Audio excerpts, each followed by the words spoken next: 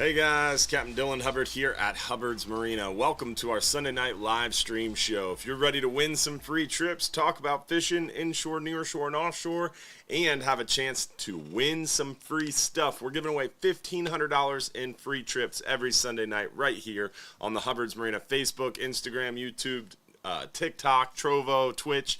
All those different pages and channels, we're live currently. We do this every Sunday night. We talk about what's going on now, what's coming up. We show you photos. We do some announcements. We answer your questions live. And we give away a 5-hour half day for 2 guests, a 10-hour all day for 2 guests, a 39-hour trip for 1 lucky winner, and a Hubbard's Marina swag pack. That's right. Tons of ways to win, tons of things to win. All you have to do is watch the show live. And then while you're watching the show live, all you have to do is comment once on the Hubbard's Marina Facebook stream. That enters you for a chance to win.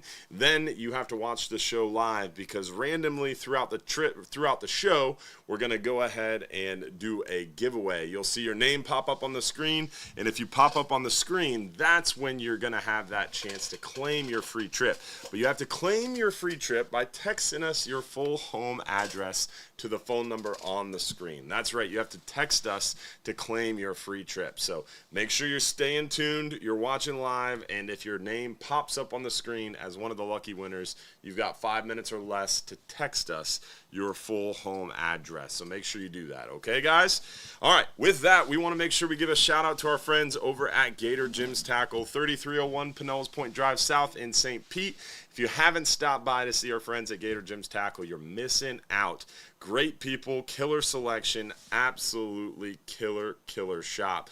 So much to see there, so cool for sure, and awesome deals. Gator Jim's is packed to the gills with fishing tackle. You don't want to miss out for sure, so stop on by and see our friends at Gator Jim's Tackle. Again, that's 3301 Pinellas Point Drive South in St. Pete.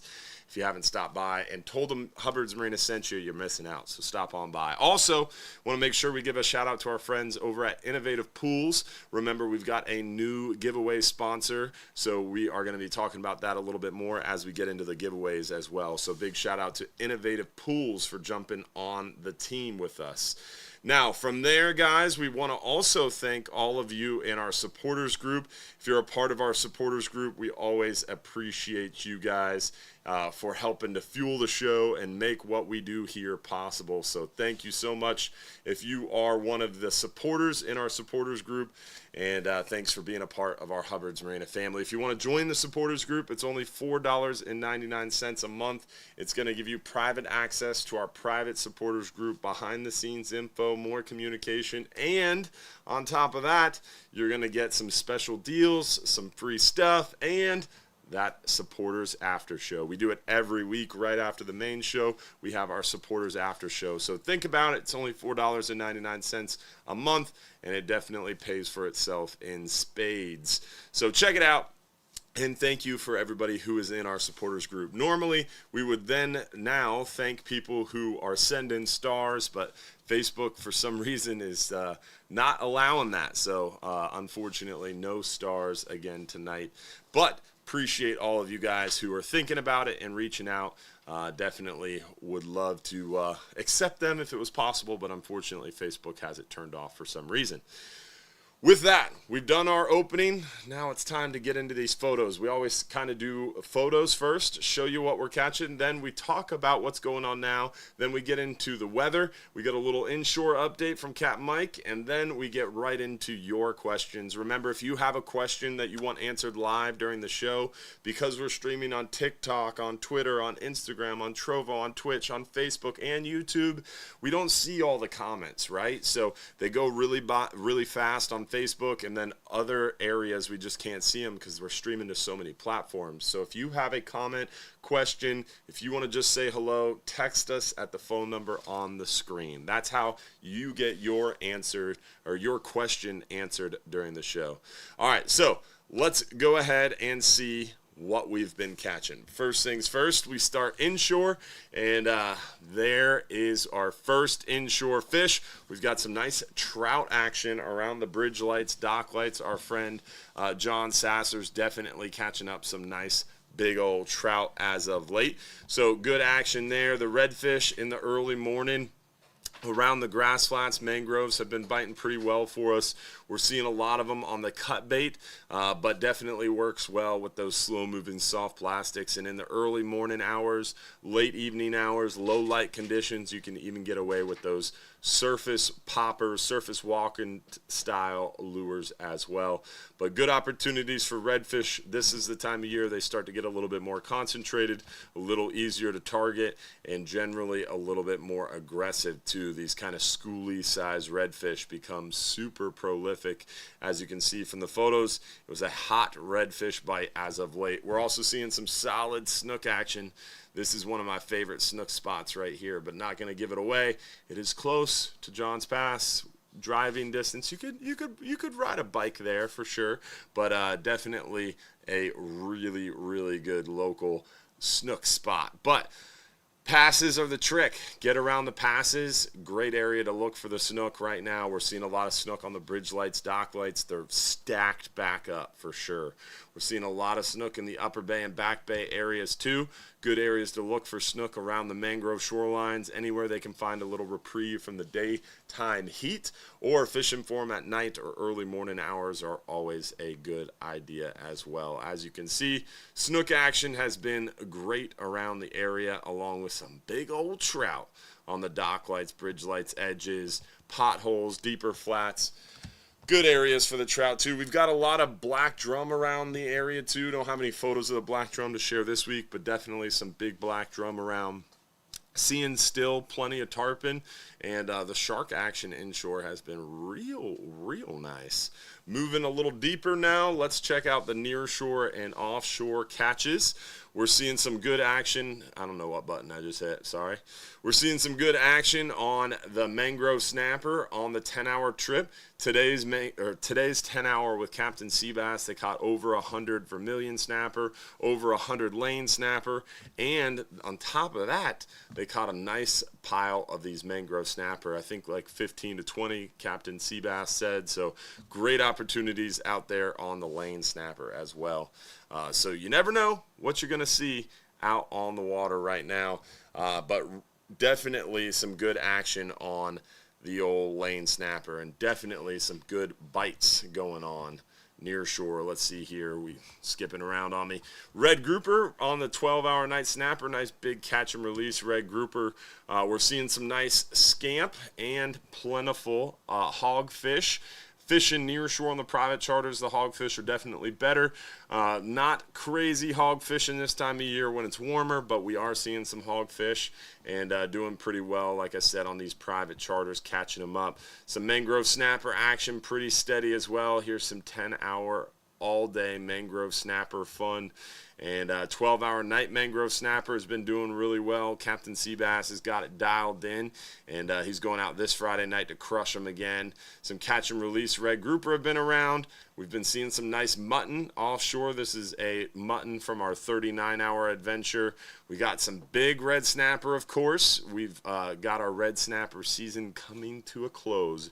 Our last red snapper 39-hour trip came in this morning, and we've got our last 12-hour extreme trip for red snapper is Tuesday, and it's only got 8 people on it, only 8 people, so half full, 50% full on our last red snapper trip of 2024. That's right, last red snapper trip of 2024 is Tuesday, and it's only got 8 people if you want to join. So some good opportunities for the red snapper. We're seeing big triggerfish out there. The triggerfish bite has been pretty darn good as of late. We're seeing some big scamp mixed in as well.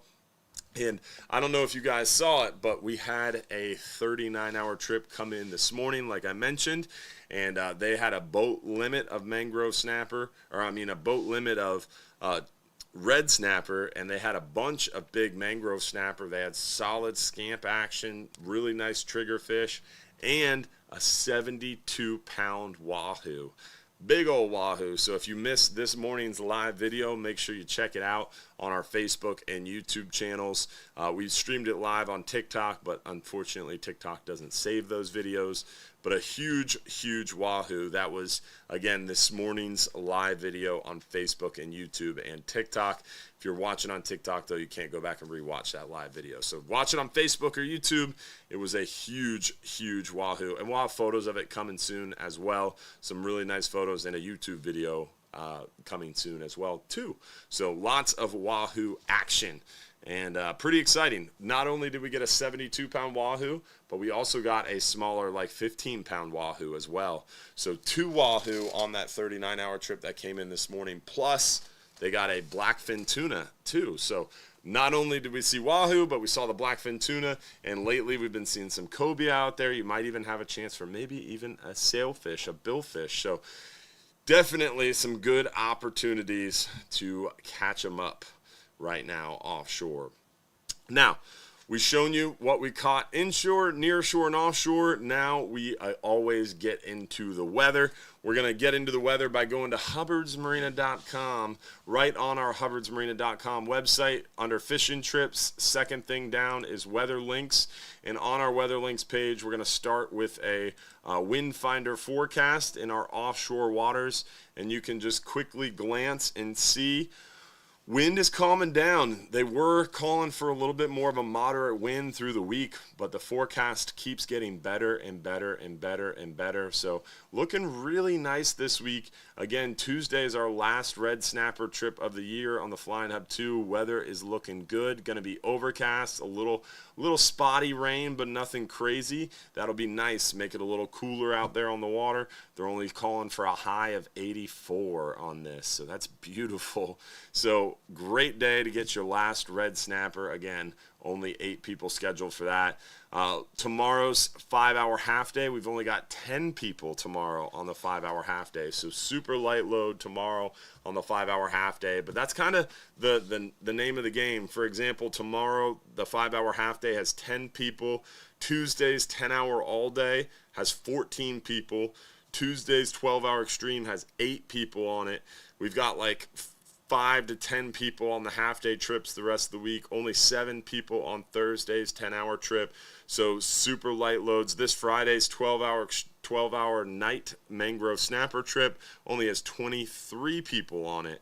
So light loads this time of year, great fishing, and as you can see here, some really nice weather in the forecast. It does pick up a little bit here September 2nd, September 3rd.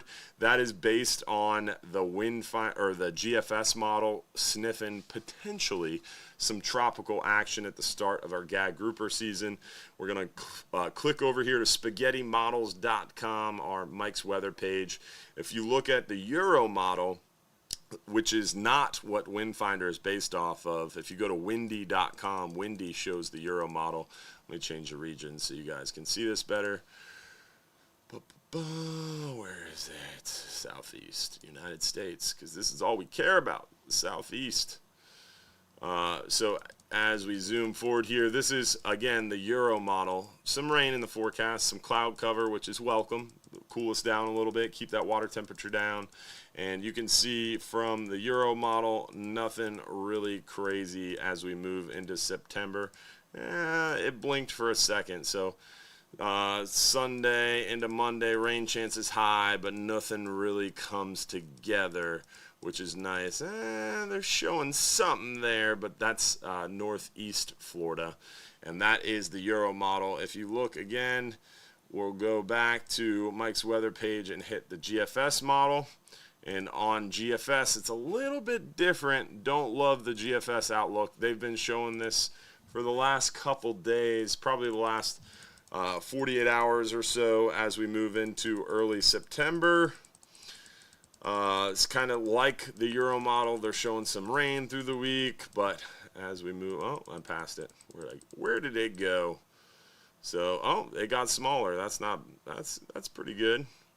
Nothing too concerning. So this is Monday,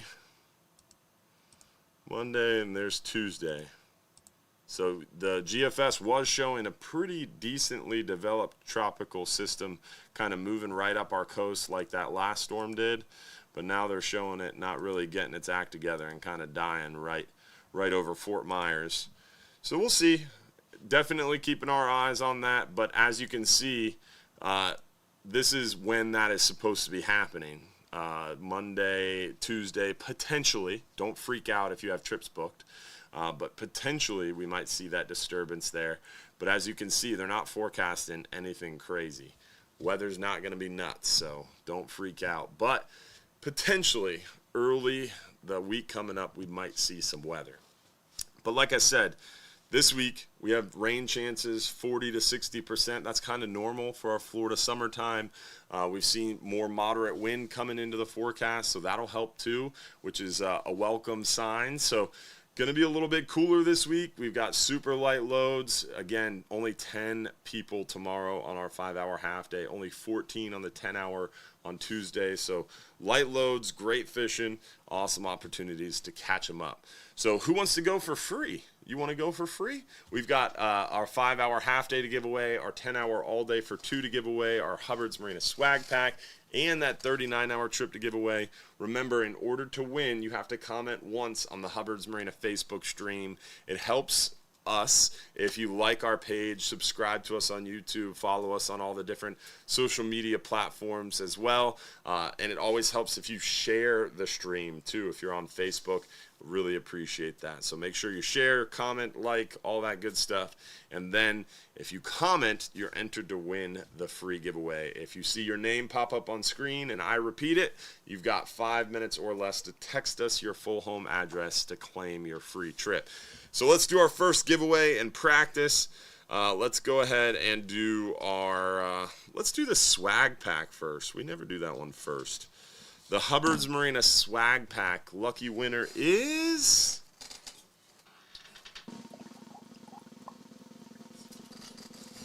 Jason Baird. Congratulations, Jason. You've got 5 minutes or less to text us your full home address to the phone number on the screen and include your t-shirt size so we can get that Hubbard's Marina swag pack out to you. With that, let's get into some questions and see what you guys want to chat about. Remember, if you have a question you want answered live during the show, you got to text us to the phone number on the screen. So Dan Dodge asked, what was the Wahoo caught on? Great question, Dan. The Wahoo, the 72-pound Wahoo, was caught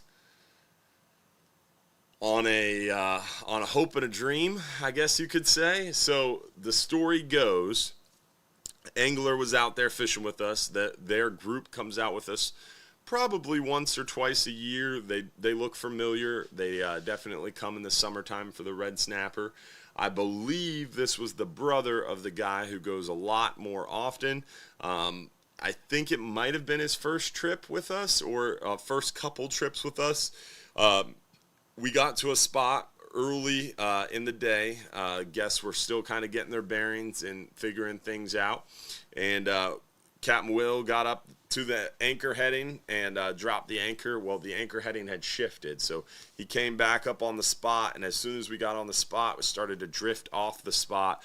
So Captain Will was kind of pulling out the GPS and figuring out what happened. Sometimes when you leave a spot, you know what your anchor heading is. You get to the next area, and all of a sudden your anchor heading is shifted, and it's really frustrating. It can be really challenging as a captain when that anchor heading keeps shifting like that. But Captain Will was working on that and sitting in the wheelhouse, and just a couple minutes into the spot, one of the first fish hooked.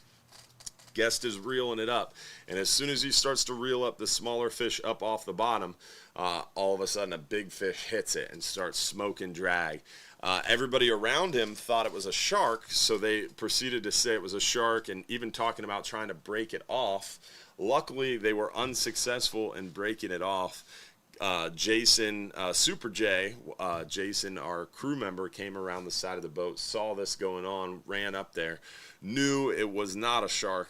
The shark fights very differently and is not as fast.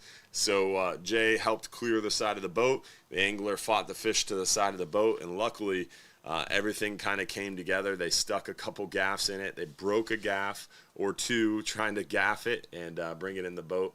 But definitely a really awesome fish and a memorable catch. So to answer your question, it was not caught on anything specific.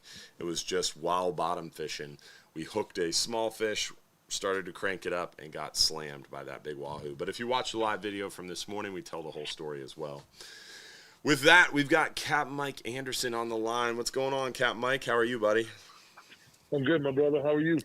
Another day in paradise, another great live show. We're excited. And just talking about how the weather looks good this week, and we've got super light loads. It's a little cooler. We got some overcast conditions, and the bite is on. What about Inshore? Yeah, I mean, the bite's good, especially the redfish and trout bite's really solid. Awesome. I think the snook bite will pick up once people realize that they're starting to transition. Yeah. There's still some fish on the beach, but there's fish headed towards the backcountry already. Yeah, they're starting to move a little bit. So once everybody kind of figures that out, that bite's going to get a little better. And this is a good time of year to, sneak up on a big fish. They're post spawn here, and they've been eating a lot of that small fry bait out on the beach. So they get kind of heavy and fat, dumb, and happy and catchable. So especially when they're moving around a little bit. Yeah. So they get a little bit more hungry. It should be good.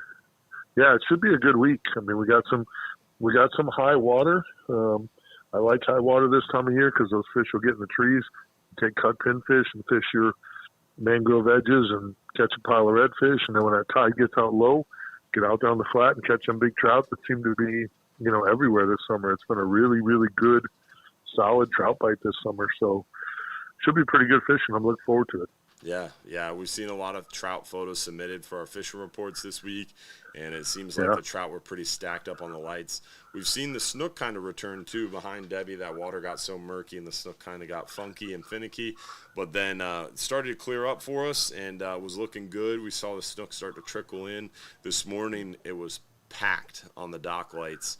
All the snook around the pass. As I walked from Hubbard's Marina to Don's Dock, I lost count at how many snook I saw along the boardwalk. So pretty cool to see, for sure. Yeah, that's a really good sign. Like I said, they're starting to come off that beach a little bit and head back to the passes and start to creep their way towards the back. So it should get really, really good, and it should get better every week we move forward here. It's just we're starting to fall into that fall pattern, and once that starts to kick off, then it's pretty much lights out from here on out. Yeah, it's definitely an exciting time of year for sure, especially as things kind of cool down a little bit too. It's nice in the mornings. Yeah, it makes it a little more bearable out there if that humidity, although today was pretty warm, yesterday was pretty warm. Yeah. And I know it's supposed to hold for this week, but it's always, for me, once it gets towards the end and you start to have a few nice days, you still got some hot days coming, but if they're mixing in a few of the nicer days, that always helps. Because again, that full-blown fall is right around the corner. So, and again, I got good reports on the bait this week. The bait was really thick out at Potter's Pier and at the Sunshine Skyway Bridge. Lots of pilchards, all different sizes, lots of pinfish, some sardines as well. So, that's a good sign. The sooner the sardines and cigar minnows get there and grow up a little bit, the sooner we'll see those kingfish.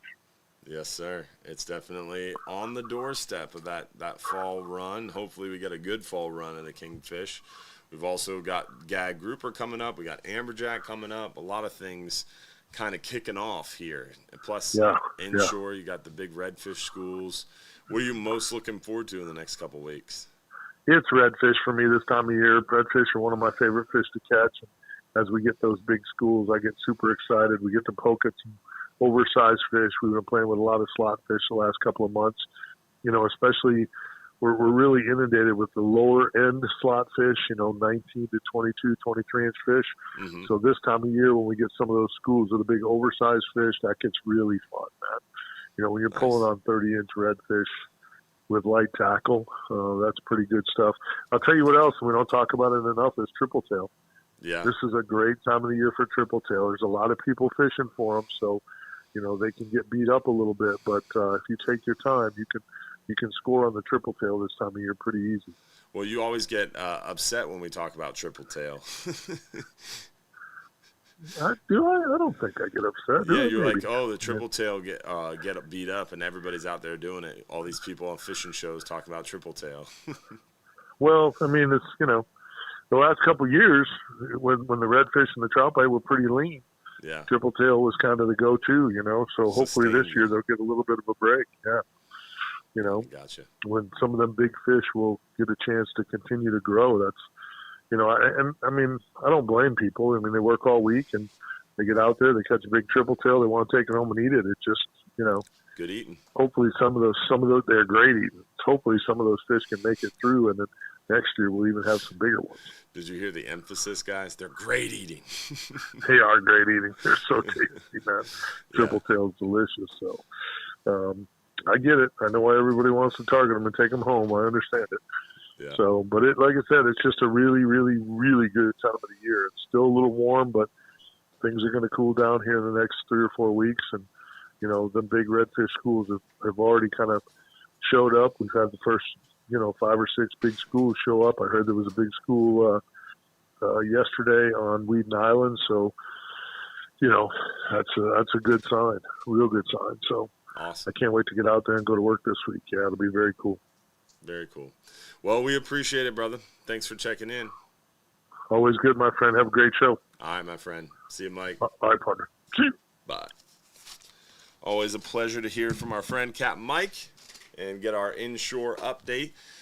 So we were talking questions, getting into your questions. Let's see. We answered one. The question was that we were answering was about the Wahoo. What did we catch a Wahoo on? The big Wahoo was caught, like I said, dropping down, hooked a small fish, reeling up, just happened to catch the Wahoo. We also caught a smaller Wahoo, as we affectionately call them, Wahoo.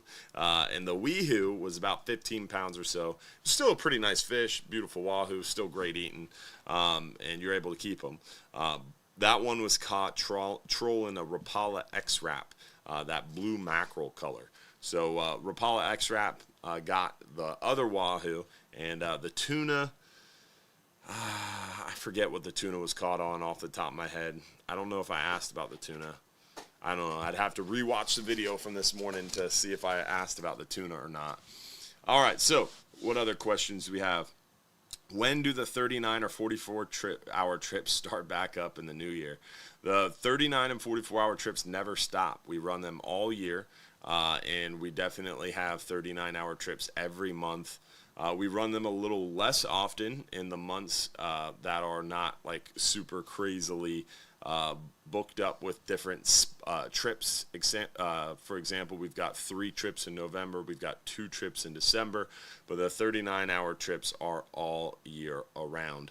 Now, we will not have 39-hour trips there January and probably February because of our dry dock. So the 39-hour trips will resume probably sometime late February, early March in 2025. And the 2025 schedule will be bookable again December 1st at 11 a.m. Every year, December 1st, 11 a.m. is where we release our 2025 specialty trip schedule. So the following year's schedule is always released December 1st at 11 a.m. And that will be the same this year. All right, next question. I'm fishing on the 39-hour next Sunday. What lures and setups do you recommend for trolling on the way out and back? And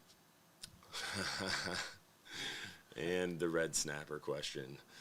Yeah, yep. It was funny. Our last 39-hour trip of the red snapper season was this past Friday. It came in this morning.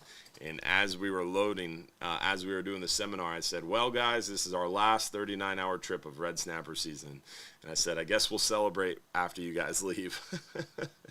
And everybody laughed. And someone said, our good buddy Ronnie Millsaps, in all his sarcasm prowess, said, hey, when does red snapper open 2025? So it's official. I've already been asked when red snapper season starts next year.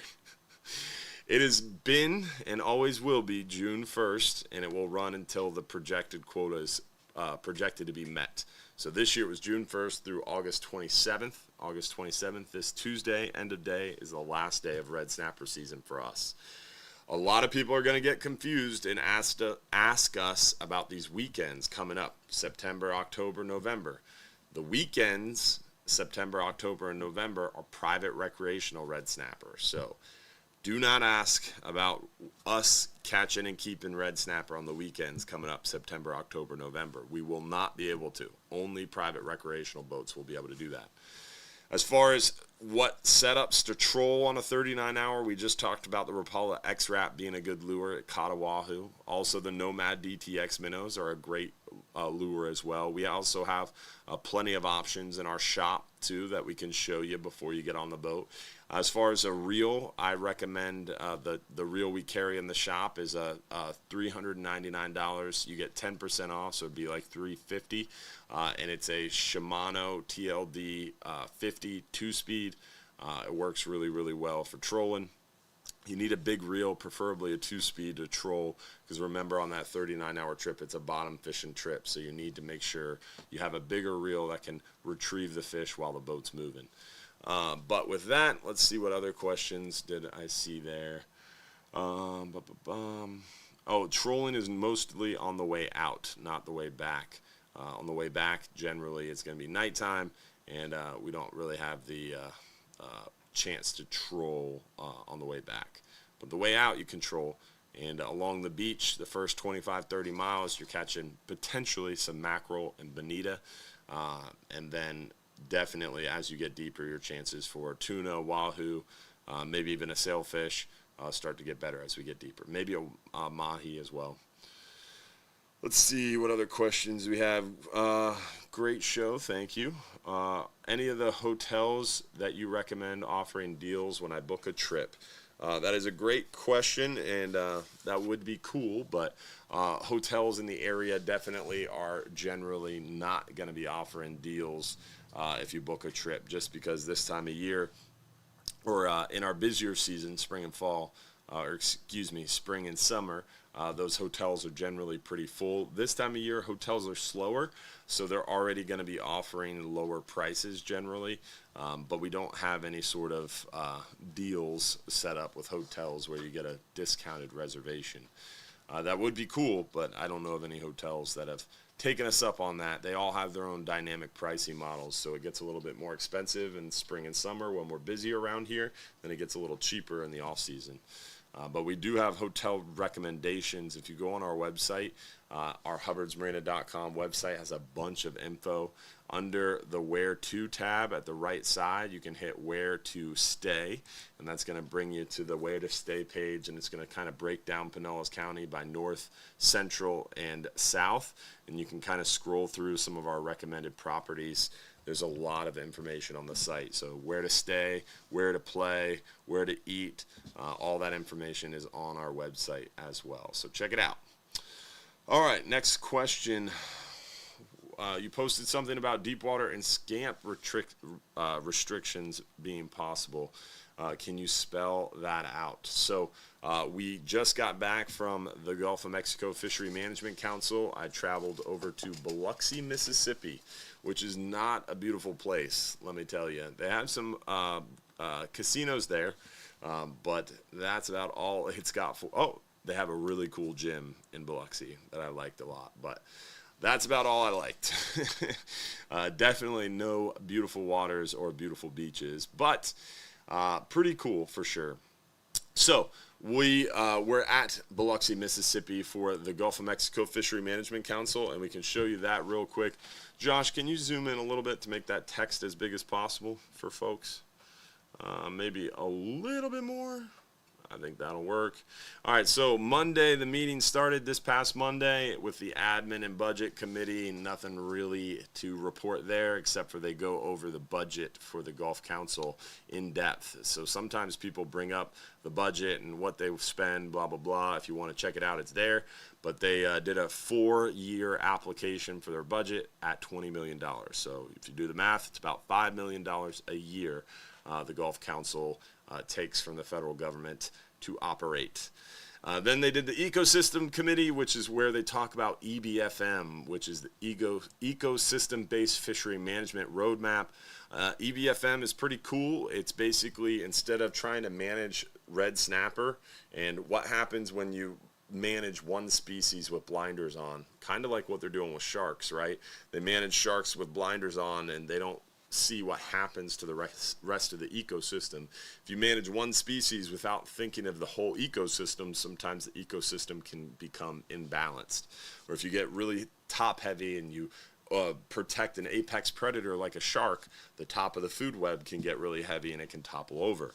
So you can have these issues if you don't look at the whole ecosystem. So ecosystem-based fishery management is kind of what they're working towards, but it is a very lofty, long-term thing, kind of like they're working towards wind energy, right, and making all our cars electric. That's kind of the same thing. As they talk about EBFM as this lofty goal, but I think my son, who's 5 years old, will probably be in my position before they get anywhere on ecosystem-based fishery management. But it's a great idea, and it would be cool, but it's just so labor-intensive, takes so much science and money, and they're dragging their feet.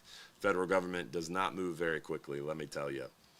Sustainable fisheries was next Monday morning. Really nothing crazy here except for they're talking about maybe potentially modifying our acceptable biological catch control rule, which is a very, very technical thing. And it's kind of hard to explain, but it's interesting, and it could have ramifications down the road on certain data poor species like lane snapper. So we're kind of keeping a close eye on that, but for me to try to explain it would be probably 4.5 hours, and it would get really, really tedious. So I don't recommend it. Next Monday, we talked about data collection. This was a big one. This is a main reason that I drove to Biloxi. We are trying to set up our for-hire data collection program, trying to get C-Fire set back up. So our for-hire, federal for-hire recreational boats will have a mandatory data collection system to where we can mandatorily report our data and hopefully have some sort of validation in place where that data can be input into a stock assessment. Because the goal is for our industry, I don't want to be managed based on estimations and guesses and these surveys.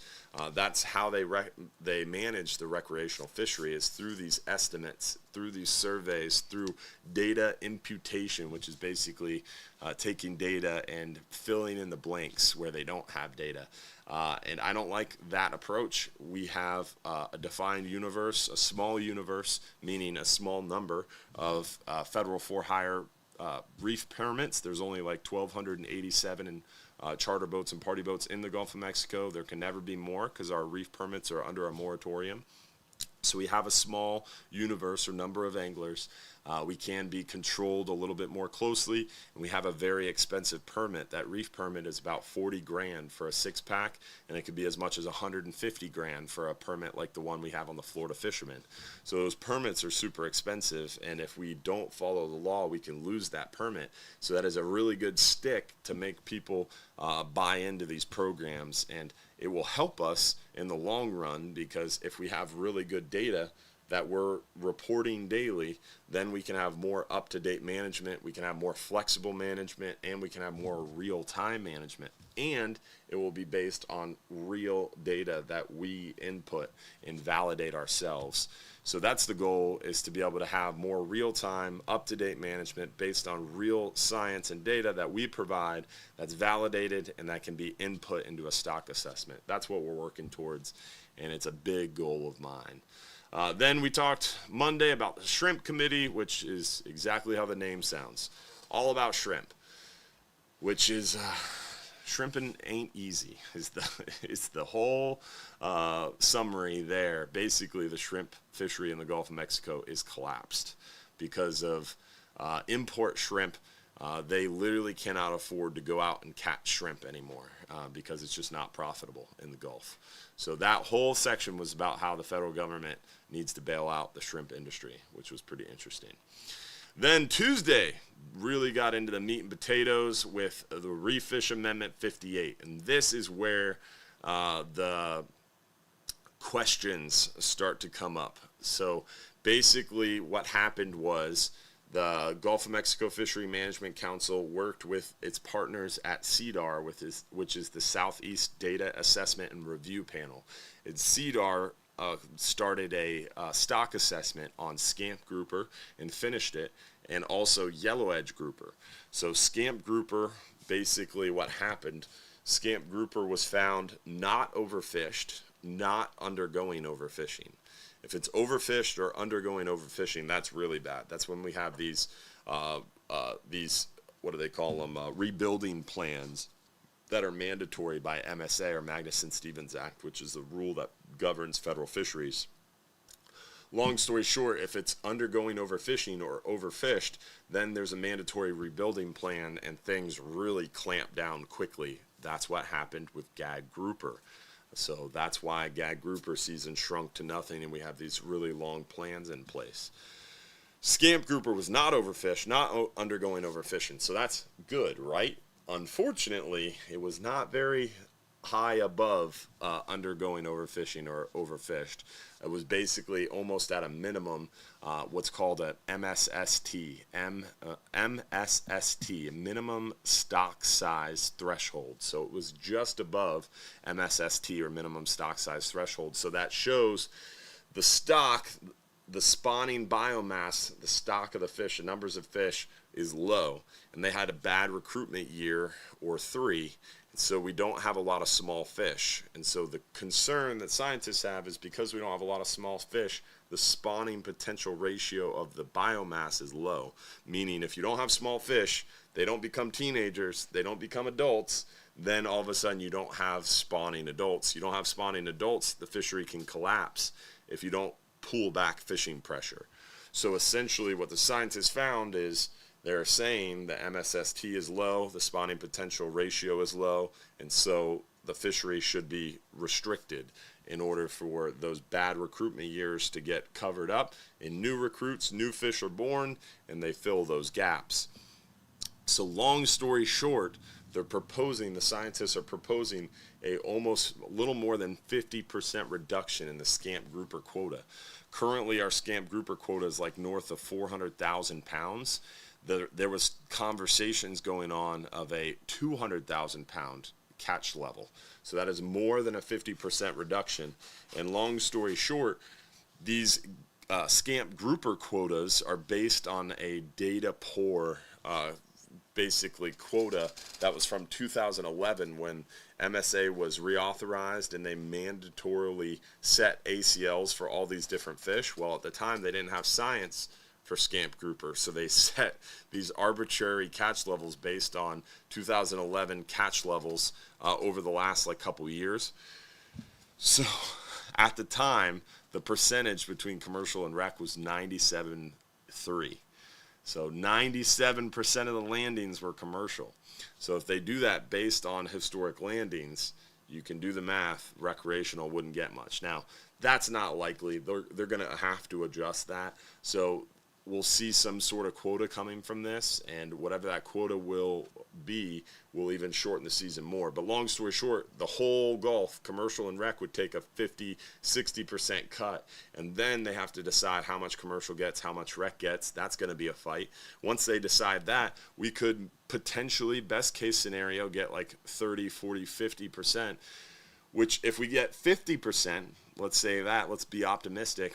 If we got 50% of 50%, that means we've only got around 100,000 pounds in quota.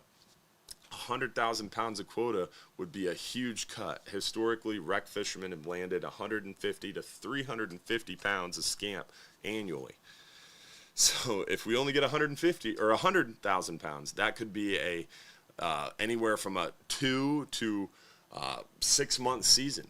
I heard conversations of 40,000 pounds. If we had 40,000 pounds, we're talking about like a couple weeks season for scamp grouper. So this is very long down the road. Best time frame possible would be like 2 years, but we don't have very much time. Scamp grouper is going to change drastically, and that is on the horizon. So we're keeping a close eye on that. We'll keep you up to date, but scamp grouper, definitely access is going to shrink. And the same thing is happening on the deep water grouper side with yellow edge. The yellow edge assessment, kind of similar. They want to try to restrict the catch. Those are old fish. Those deep water grouper species, they grow really slow. So a decent sized yellow edge grouper could be like a 40 or 50 or 60-year-old fish, whereas a decent sized gag grouper might be 4 years old, 5 years old, 6 years old. A pretty big gag might only be like 8, 9, 10 years old. Gag grouper grow really quickly. Same with a red grouper, same with a lot of these groupers that we see more often. The deep water species, yellow edge, snowy, Warsaw, Kitty Mitchell, speckled hinds, they grow really slowly and they mature really slowly. So they reproduce really slowly. So the chance of them getting overfished is super high. So that is definitely where we're going to see a lot of fish start to get, or a lot of access start to get clamped down on pretty hard. So not great news for the deepwater grouper and the scamp. With that, that was the big conversation most of the day Tuesday. Let's see. Yeah, they talked about maybe adjusting the federal for-hire red snapper season, but I don't see that happening anytime soon. If it did happen, it would not be for 2025. It would be for 2026 or later. Because remember, even if they decided that at the next meeting, which is November, they would take more than 6 to 8 months for NOAA to make the rule. So even if they decided at the next meeting, which they won't, because they never decide anything that fast, they couldn't get the rulemaking done in time for our 2025 season. So no chance will 2025 change. It'll be June 1st opening for red snapper next year. So don't ask. June 1st. But it will definitely be June 1st for 2025. Into the future, they're talking about potentially opening early, like Friday before Memorial Day, or maybe even May 15th. So a little earlier start to our red snapper season is the conversation. Then they did some stuff about triggerfish aging, which was really interesting but super complicated. Then they talked about Wednesday, they talked about the CDAR, which is basically the Southeast Data Assessment and Review. And they talked about the CDAR, where is the, yep, I think this is the right thing. Yeah, they talked about the upcoming schedule. Can we make that bigger, that slide with the colors? So basically the Southeast Data Assessment and Review is what plans out the stock assessment process. And the stock assessment process is what, can we make it any bigger? You guys can't read it. But basically what's coming up is they're starting a red snapper stock assessment, which according to a lot of folks might not be too positive because there's a lot of talk in the northern Gulf and off of Texas that the red snapper fishing is going down. So it will be interesting to see what happens there. End of 2025, sometime probably second half of the year of 2025, they're going to start a gag grouper stock assessment, hopefully, which will be super helpful. They're finishing a red grouper stock assessment, which, again, I'm confident the red grouper stock assessment and hopefully the gag grouper stock assessment will be positive. So if they finish the red grouper stock assessment this year like they're supposed to, they'll be presenting that information end of this year, early next year, and it will probably take them a year to move forward with anything. But there's going to be news coming on red grouper, then potentially potentially kingfish and triggerfish, and then amberjack are some of the species that are on the docket coming up. So that's pretty interesting. From there, the Gulf Council meeting just kind of got into a liaison report, so nothing super interesting there. But that was the meat and potatoes, is the data collection and what's coming on with scamp and yellow edge. Those are the big things. With that, let's do a giveaway, and we'll answer a few more questions here. Still got some time. Let's do our 10-hour all-day.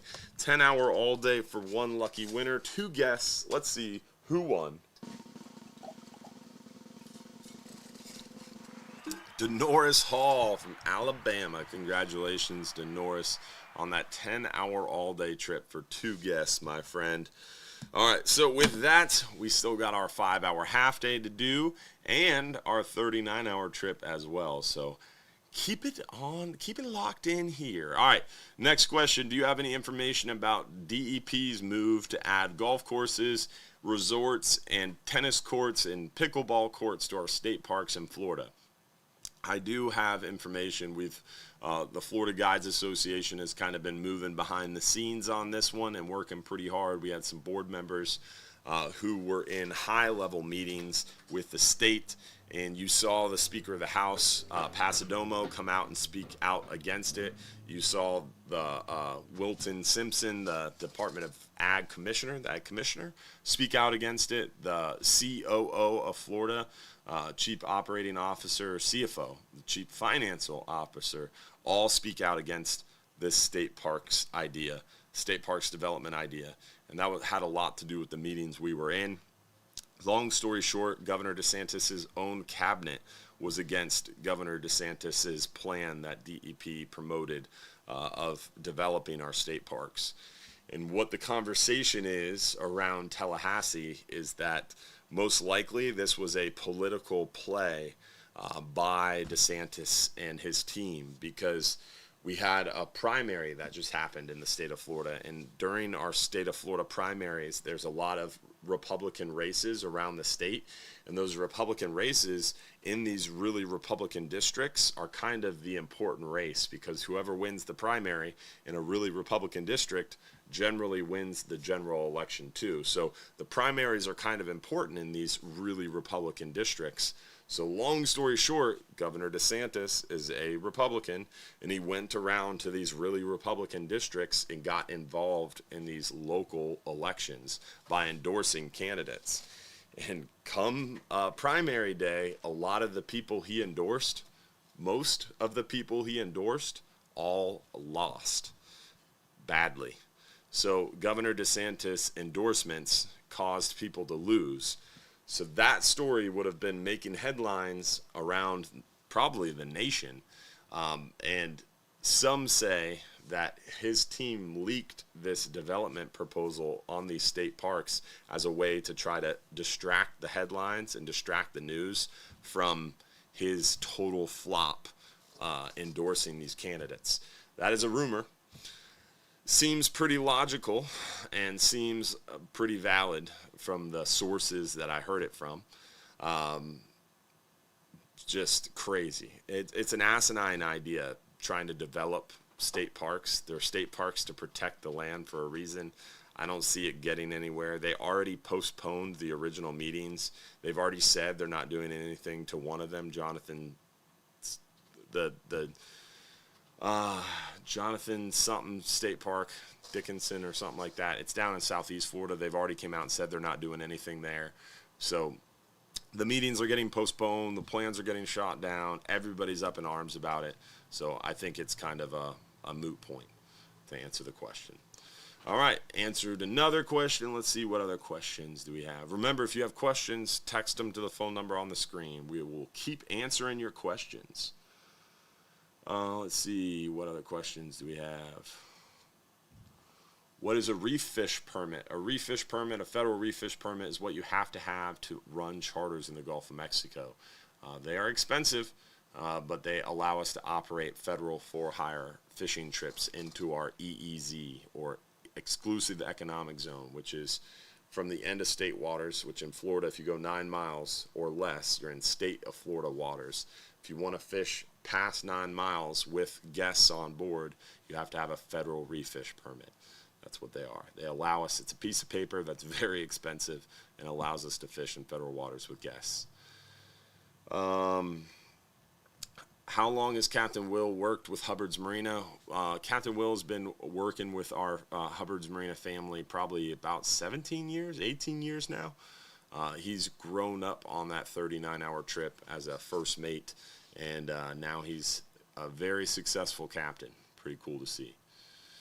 Will hogfish be more prevalent in November? I have a 12-hour booked mid-November. What should we expect to run then? I would say if you were going out on a private charter in November, the target would definitely be hogfish. Then also we see some mangrove snapper, some lane snapper, that kind of thing as bycatch. Definitely mid-November, really probably mid-October, we'll start to see the hogfish, and they'll start to get better and better and better all the way through. We see them pretty prolifically until around April-ish. So around October to April, when those cool fronts are happening, is when we get the hogfish heavy. Is there going to be a fall red grouper season? I saw that question. That is a great reminder. I'm supposed to call the feds tomorrow because they told me this week we should be seeing that information. And I need to make a calendar reminder. Call Frank and Andy about red grouper wave 3 data. So wave 3 is May, June, And May, June's Wave 3 data, catch data, should be to the federal government, the Southeast Regional Office team this week, I was told. So when that data comes in, if there's quota left on the table, potentially there might be a reopening of red grouper. I'm not holding my breath on that. I don't really see a good chance for that, especially with some of the data issues we saw with red grouper last year. I definitely feel we're going to have a very low chance of seeing a reopening on red grouper. But if the data comes in and there's quota left on the table, a significant amount of quota left on the table, there will be a reopening of red grouper season. So if that is going to happen, we'll know this week, hopefully, and we'll be able to update you. So definitely the supporters will know first. We'll probably update them tomorrow once I talk to the people at Zero. But hopefully we're going to find out red grouper this week. With that, let's go ahead and do our, we've got to do our 5-hour half-day trip for 2 guests. And we'll do that giveaway, answer 1 or 2 more questions, and then we'll do our 39-hour giveaway. And then our supporters after show. So let's see who won our 5-hour half-day trip for 2 guests. 5-hour half-day for 2 goes to Bob Cole. Congratulations, Bob, from Leesburg, Florida, I believe. There's Leesburg in a couple different states, but I'm going to guess Florida. Congratulations, Bob. Coming down in December for the 39-hour trip. Is there anywhere local to have my catch flash frozen for a trip home? No flash freezing, but down at Don's Dock, we have a seafood market right inside John's Pass at the other end of the boardwalk from us. And Don's Dock does offer to process your fish, and they will freezer. We have a vacuum sealing machine, so they can vacuum seal and vacuum pack your fish. We do have a freezer there, so we can vacuum seal your fish, freeze them for you, and even pack them in a TSA-approved box for you as well. So, but they're not flash frozen, so you'll need to leave them with us at least overnight so we can get them nice and frozen up for you. But if you're going to fly back immediately after the trip, what we can do is build you that TSA box, pack it with some ice, and get them nice and cool. But if you want them frozen, you would need to plan a little bit of time there. Let's see. I'm in Hawaii. Where is the friendly fisherman on what? Oahu located? I have no idea what you're talking about. We don't have a boat in Hawaii yet. That would be cool. My sister lives out there. I don't know what island she's on right now, though. She bounces between. Give a shout out to Captain Rich and John Boy for Saturday's Flying Hub 2 trip. Awesome. I'm glad to hear you guys had fun on the Flying Hub 2. Coming down into I already answered that one. That's all of them? What? I don't believe that for a second. I mean, you can answer these questions. All right, so definitely a good time to join us this week. As I stated, super light loads tomorrow on the half-day trip. Only 10 people if you want to go out there and have some fun. Only 14 people on the 10-hour trip Tuesday. If you want to go get some lane snapper, mangrove snapper, go crush them.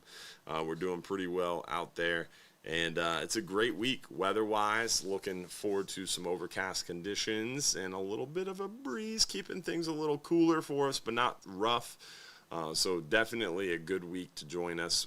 And it's Final Friday this week. So if you want free beer, free food, and a good time with live music, all that good stuff, that's this Friday.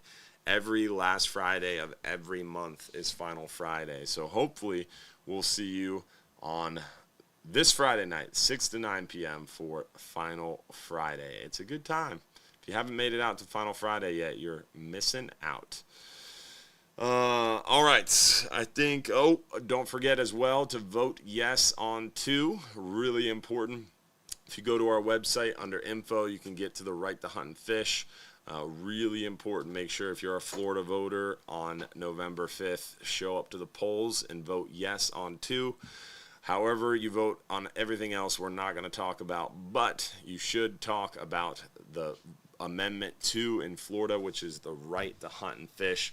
We want the opportunity to hunt and fish to be a right and not a privilege. And we want to enshrine that right in our state constitution. We'll be the 24th state in the nation to do this. It is not something new. It's been around a while. It's not something scary. It's not something all mixed in with other stuff. Just vote yes on 2. Tell your friends, tell your family, share it with friends and family. Make sure you get out there and vote November 5th and vote yes on 2. The tattoo has its own website page now. If you haven't checked out the tattoo page on our website, make sure you do so. It's under, where is it under? Info? The tattoo page? Josh has it on the website now. So if you go to our website, hubbardsmarina.com, hit info, then hit Marina info, you can hit Hubbard's Marina Tattoos. It's got all the rules and guidelines, and it's got a whole gallery of the assorted Hubbard's Marina tattoos that have occurred thus far. So if you want to join the team, join the family, and get $1,000 in free stuff, here's how you do it. Right on our website. Under info, hit Marina info, then hit Hubbard's Marina Tattoos. So check it out. Also, gag grouper season, September 1st through end of day the 15th. We've got amberjack season, September and October. We're looking forward to both of those things, but outside of those, we still have plenty of scamp to catch, plenty of mutton to catch. We've got yellowtails, mangrove snapper, porgies, almacos, lots of fish to catch and keep, and we're excited. Also, that last red snapper trip of the year is Tuesdays, 12-hour extreme, only 8 people on it, so it's half full. If you want to join us, we'd love to have you. With that, we're going to go ahead and do our last giveaway of the night, that 39-hour trip for one lucky winner. And then as soon as we're done with that giveaway, we'll wrap it up. And hopefully we'll see you next week for another episode. We do this every Sunday night right here on the Hubbard's Marina Facebook, YouTube, TikTok, Instagram, all that good stuff. And then as soon as we wrap the show up, we're going to pop on over to our Hubbard's Marina supporters group. It's only $4.99 a month. You're going to get the private after show, private access to that private group. You get more one-on-one communication. You get advanced communication. It's pretty fun. So check it out. The supporters group, again, is a great value. So with that, let's go ahead and kick it off and find out who won that 39-hour trip for one lucky winner. 39-hour trip for one goes to, drum roll please, Daniel Milan. Daniel Milan from Atlanta. Congratulations, Daniel. Big winner tonight, buddy. You got 5 minutes or less to text us your full home address to the phone number on the screen to prove you're watching live. So appreciate everybody tuning in and joining us. Hopefully we'll see you next week for another episode. Hopefully you enjoy the show. Make sure you tell your friend, tell a friend every week about the Hubbard's Marina show. I ask you one thing, one favor. The cost of the show is free, but you got to tell one person a week. Bring another friend next week. Bring more friends, and maybe they will win. And if they win, they'll take you fishing because you told them about it.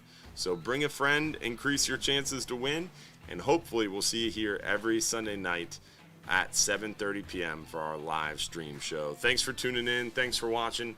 Thanks for being a part of our Hubbard's Marina family. We appreciate y'all. Our supporters after show will kick off at 8:45 in the supporters group. If you want to join, hopefully we'll see you there. And don't forget, if you're too busy to go fishing, you're just too darn busy. Thanks for joining, y'all. We'll see you Friday night for Final Friday.